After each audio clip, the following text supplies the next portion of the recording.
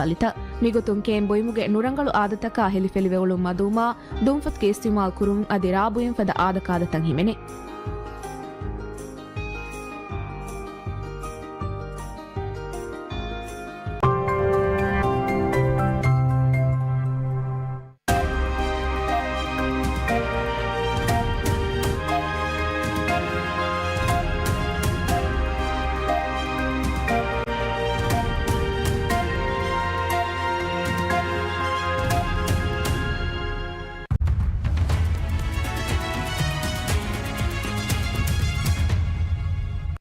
Making headlines this hour. Minister of Islamic Affairs urges the Maldivian public to remain steadfast in their support for Palestine until the establishment of an independent Palestinian state. Beyond Airline becomes the first luxury airline to dock at Valana International Airport or VIA's new international passenger terminal. And Fahidiri Ulung Corporation Limited reveals over 1,000 flat agreements under the Gadaraveria scheme have been signed thus far, just short of a month after the process was initiated.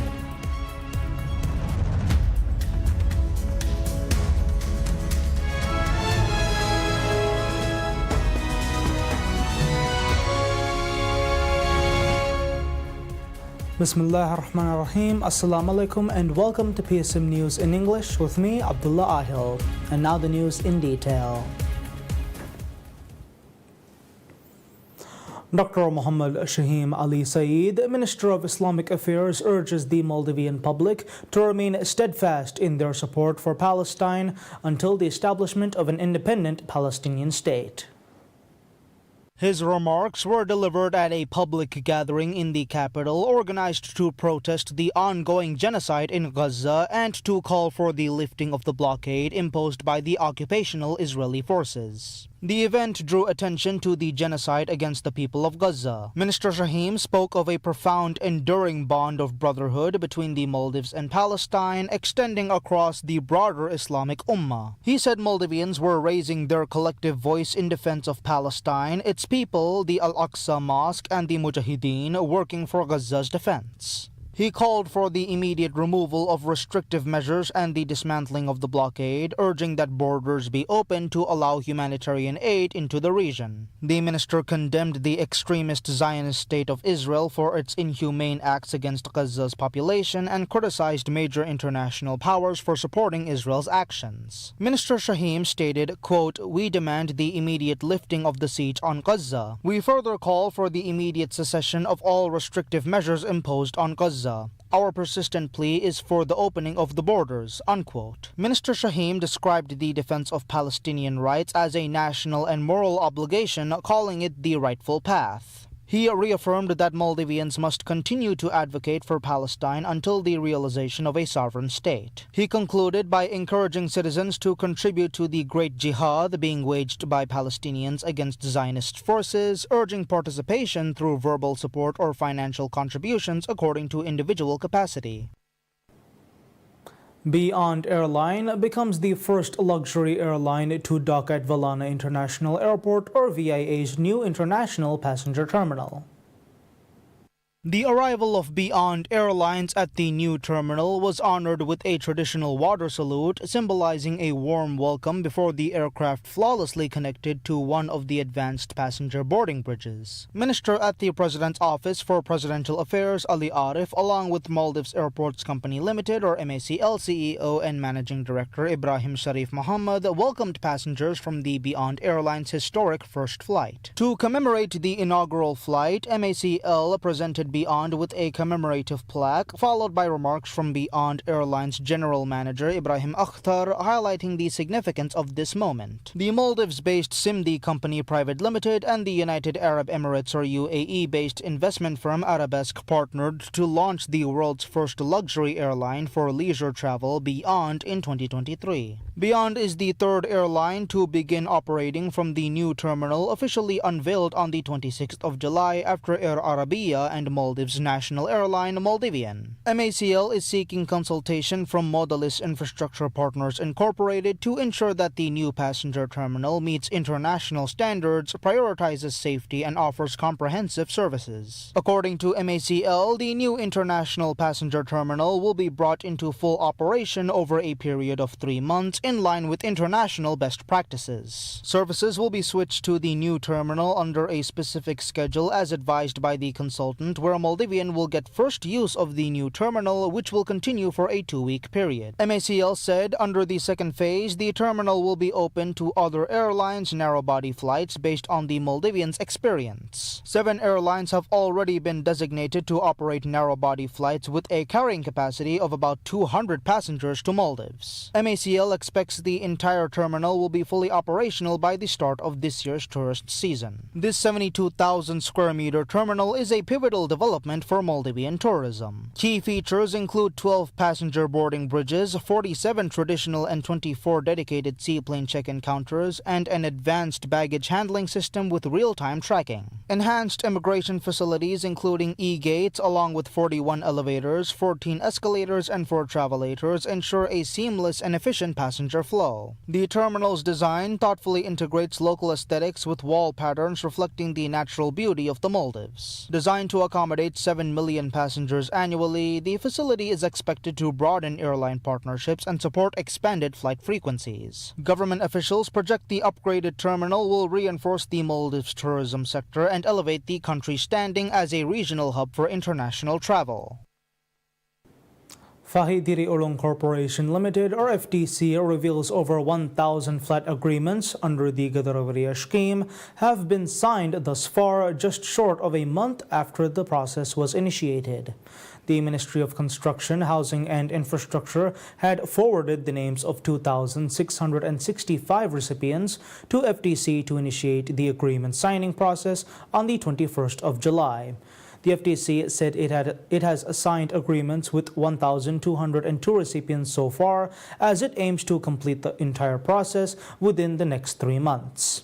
FDC has instructed recipients who have been notified through SMS to upload the required documents through its online portal before coming in to sign the agreement. A time slot will be allocated to recipients to sign the agreement once the documentation has been uploaded to the Fahi portal. FDC has arranged the agreement signing at the Hulumale synthetic track between 9 a.m. and 4 p.m. with 10 service counters as it looks to speed up the process in the coming weeks. The agreement signing process will be conducted with priority given to the towers that are ready for moving in. The project, overseen by FDC, was contracted to 2 Indian companies. While a total of 32 towers are being developed, this includes 2-bedroom and 3-bedroom flats. The project is currently the largest social housing project being implemented in the Male area. Of the 32 towers, 16 are being constructed by Kalpataru Projects International Limited, or KPIL. The company's towers are under the name Aman Udares. The remaining 16 towers are being constructed by the National Buildings Construction Corporation of India, or NBCC. The 16 towers of NBCC are named Aman Dodi, with over 80% of the work of both towers already completed. The government is looking to begin the handover of units before the end of the month. The Ministry of Finance and Planning reports a dramatic increase in green tax revenue, with collections reaching $77.83 million in the first 7 months of the year. The figure represents a 102% rise compared with the $41 million collected during the same period in 2024, underscoring the growing fiscal contributions of the Maldives tourism sector to national environmental sustainability efforts. Established in October 2016, the green tax was introduced as an environmental levy on tourists staying in resorts, hotels, guest houses, and aboard tourist vessels. Its primary objective is to generate funding for ecological infrastructure infrastructure and conversion programs across the island nation. In its July revenue report, the Maldives Inland Revenue Authority confirmed the surge in collections, noting that the $77.83 million gathered between January and July reflects a marked acceleration in revenue generation for environment-related projects. The tax is structured according to the type and capacity of tourist accommodation. Visitors at resorts and safari vessels are charged $12 per person per day. Hotels and guest houses located on inhabited islands apply a tiered rate. Establishments with more than 50 registered rooms levy $12 per person daily, while those with 50 or fewer rooms charge $6. Entities registered under the Green Tax Framework are required to submit monthly statements and remit payments by the 28th day of the following month. Funds collected through the levy are channeled directly into a range of environmental initiatives. These include the development of water and sewerage systems, coastal protection infrastructure, clean environment projects, and the establishment of comprehensive water supply networks across the islands. The Maldives Monetary Authority, or MMA, announces a competition dubbed the MMA Thumb Wheel Impact Pitch Challenge, designed to uncover bold, practical, and value-driven solutions that can advance financial literacy, financial inclusion, and Islamic finance in the Maldives.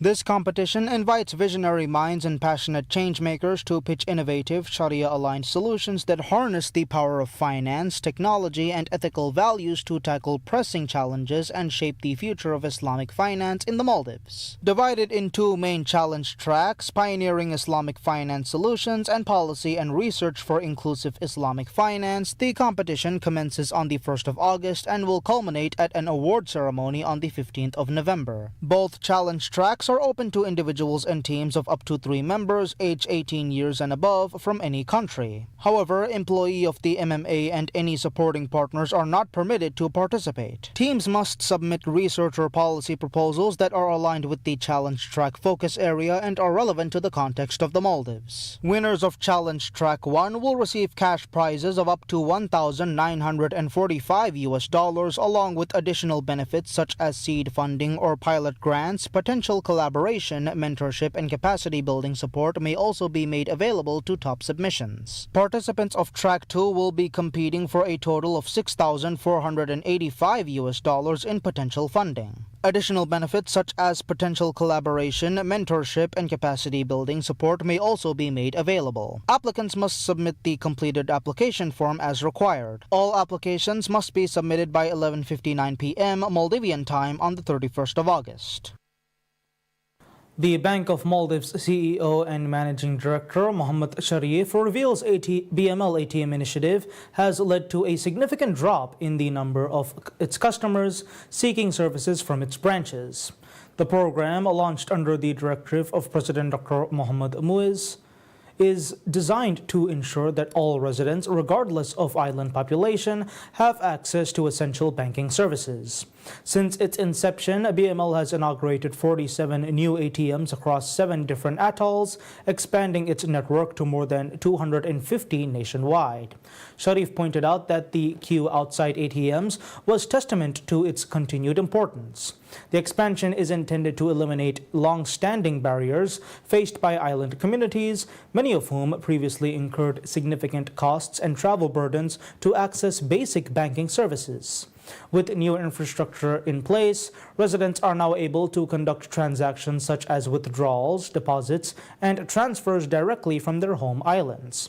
Sharif said as part of the initiatives launched by the bank for digitization of its services, all banking services are now available without the need to visit a bank branch, adding that the expansion of ATM services has contributed to the further drop in the number of customers seeking services from its branches. BML expects the project to be successfully completed within the next few months, with the ATM network expanded to 33 more islands.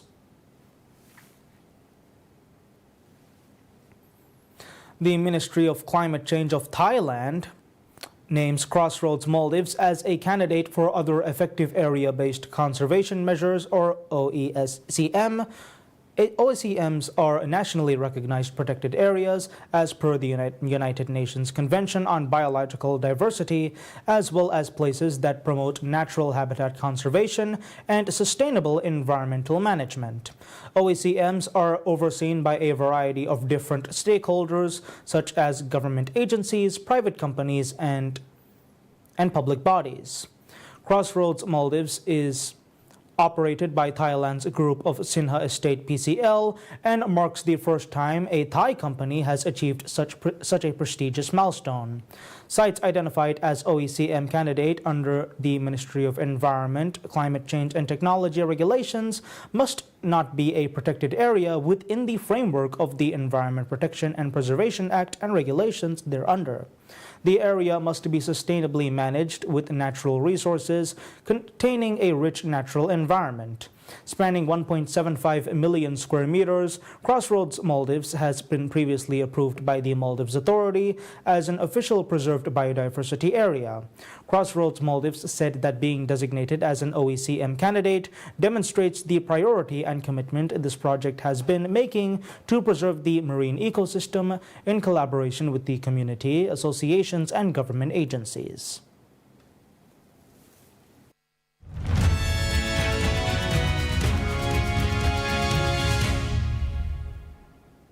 Insights into business news. The head of the UN Commission on Latin America, Jose Manuel Salazar, urges the region's countries to diversify their export and import markets and to integrate their economies in response to U.S. President Donald Trump's tariffs.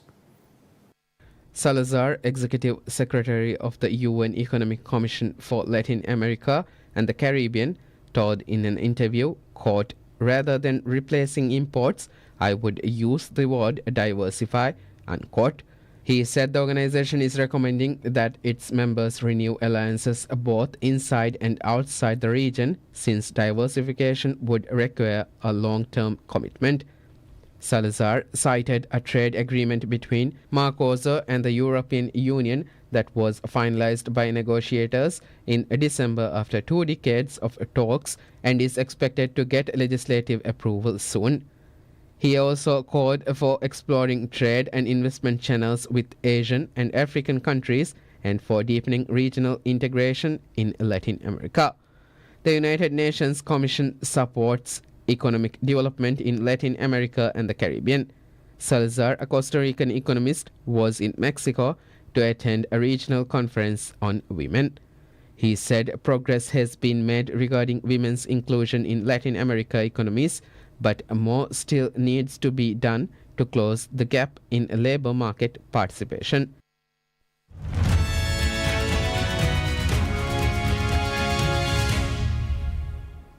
Now we take a look at current international affairs. U.S. President Donald Trump departs from Alaska's joint base Elmendorf-Richardson after nearly 3 hours of direct talks with Russian President Vladimir Putin.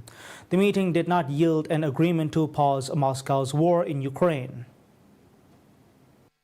During brief remarks to reporters, the two leaders said they had made progress on unspecified issues, but they offered no details and took no questions. It was not immediately clear whether the talks had produced meaningful steps towards a ceasefire in the deadliest conflict in Europe in 80 years, a goal that Trump had set at the outset. In brief remarks, Putin said he expected Ukraine and its European allies to accept the result of the US-Russia negotiations constructively and not to try to disrupt the emerging progress. There was no immediate reaction from Kiev. The anticlimactic end to the closely watched summit was in stark contrast to the pomp and circumstance with which it began. When Putin arrived at an Air Force base in Alaska, a red carpet awaited him, where Trump greeted Putin warmly as US military aircraft flew overhead. For Putin, the summit, the first between him and a US president since Russia's full-scale invasion of Ukraine in 2022, was already a big win regardless of its outcome. He can portray the meeting as evidence that years of Western attempts to isolate Russia have unraveled and that Moscow is retaking its rightful place at the high table of international diplomacy. Trump hopes a truce in the 3.5-year-old war that Putin started will bring peace to the region as well as bolster his credentials as a global peacemaker worthy of the Nobel Peace Prize. Putin is wanted by the International Criminal Court, accused of the war crime of deporting hundreds of children from Ukraine. Russia denies the allegations, and the Kremlin has dismissed the ICC warrant as null and void. Russia and the United States are not members of the court. Aerial footage taken on board a plane dropping aid over Gaza shows the scale of destruction in the area during Israel's 22-month offensive in a video released by Turkish state broadcaster TRT Haber. Several countries, including Jordan, the UAE, Egypt, and Canada, have been dropping aid over Gaza since Israel announced measures on July 27th to let more aid into Gaza in response to international outrage sparked by images of starving Gazans. Aid agencies say only a fraction of what they send is getting in. Israel strongly denies limiting aid supplies. Israel's most recent aggression and genocide in Gaza has been ongoing since the 7th of October 2023. According to Gaza Health Ministry, since then, Israel's offensive has killed nearly 60,000 people in Gaza, mostly civilians, reduced much of the enclave to ruins, and displaced nearly the entire population. Humanitarian aid groups have long been critical of airdrops of aid, calling them more symbolic than truly effective when the scale of the need in Gaza requires open land routes for large amounts of aid to enter the enclave.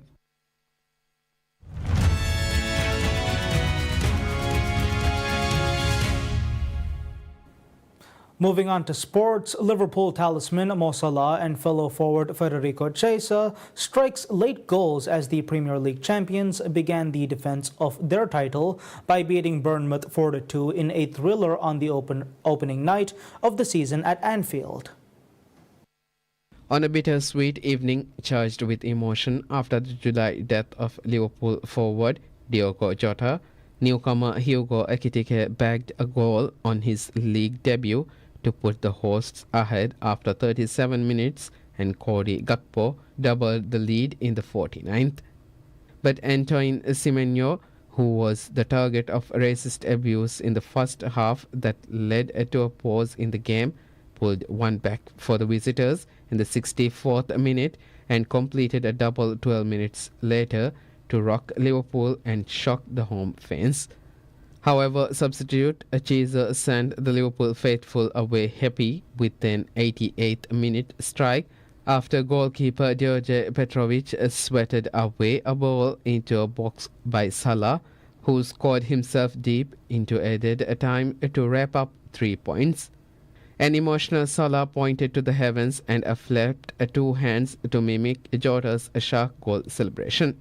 He headed for the Kop stand after the final whistle and wiped away tears while applauding the fans who were singing Jota's song to the tunes of A Bad Moon Rising. But the main emotion, I think, should be how impressive and powerful the tribute for Diogo was.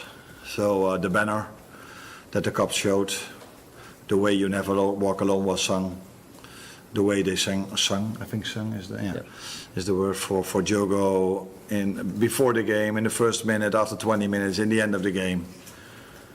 It was all so impressive and so powerful. And that's, I think, what my main emotion is after the game. And then there was even a game that ended in 4-2, where a lot of things happened. The night started with an emotional minute's silence for Jota and his brother Andre Silva, who died in a car crash. Fans fought back tears as they sang You Will Never Walk Alone. The game was halted for several minutes after Bournemouth's Ghana international Semenyo reported the racist abuse.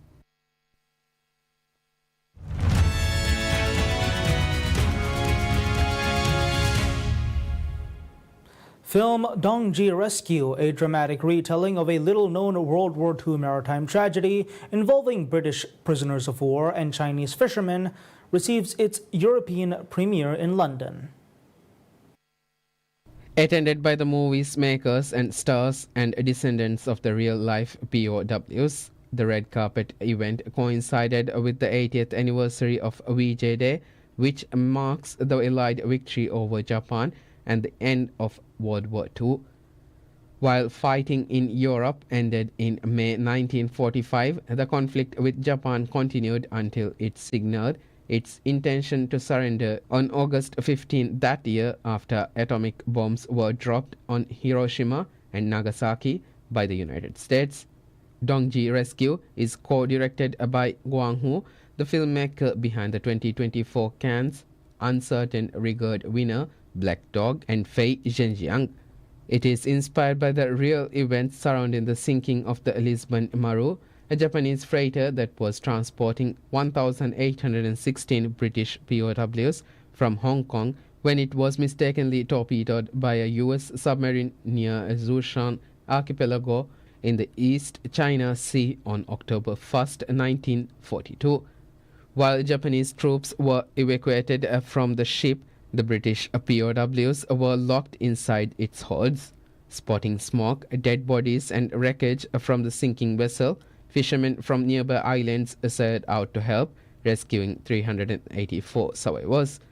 More than 800 POWs lost their lives on board the Lisbon Maru, drowned in the sea or were killed by Japanese soldiers as they tried to escape. Dongji Rescue is a fictional account of the events and centers on two brothers, Ah Bi and Ah Dang, played by Zhu Yilong and Wu Lei, who are ostracized for their mysterious origins by the inhabitants of Dongji, a small rocky island occupied by Japan. With more than 40% of the film taking place underwater, the project was a technical feat for its makers. Large-scale sets were built on location at Dongji Island, and the ship was recreated at full scale. Pioneering oceanic visual effects and robotic were used for its underwater scenes. The shoot was also physically demanding for the actors, who had learned to hold their breath for extended periods while filming underwater. Dongji Rescue, which opened in cinemas in China on August 8th, will be released in the UK, Ireland and the United States on August 22nd and in Europe theaters from August 29th. That's all the news we have for today. We'll be back with any further updates. Until then, I'm Abdullah Ahil from PSN News.